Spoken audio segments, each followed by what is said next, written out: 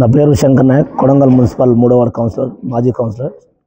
ఈరోజు నన్ను పిలవంగానే ఈ అమ్మ నాన్న ఫౌండేషన్ ఫౌండర్ అయినటువంటి ప్రవీణ్ గారు ఈ కార్యక్రమాన్ని పెట్టడం జరిగింది. దీపావళి అంటే దసరా శుభ సందర్భంగా వారికి బట్టలు కానీ మరియు నిత్యావసర సరుకులు పంపిణీ చేయడం జరిగింది. ఈ కార్యక్రమంలో నేను కూడా పాల్పంచుకోవడం జరిగింది.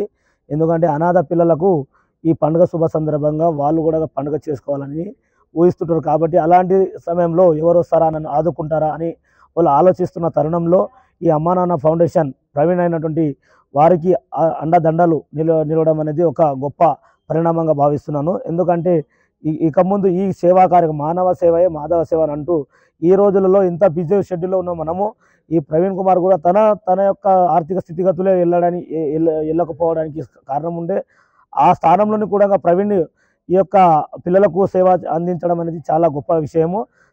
ఇక ముందు కూడా మా వంతు కూడా సహాయ సహకారాలు ఉంటాయని చెప్పేసి నేను కోరుకుంటున్నాను.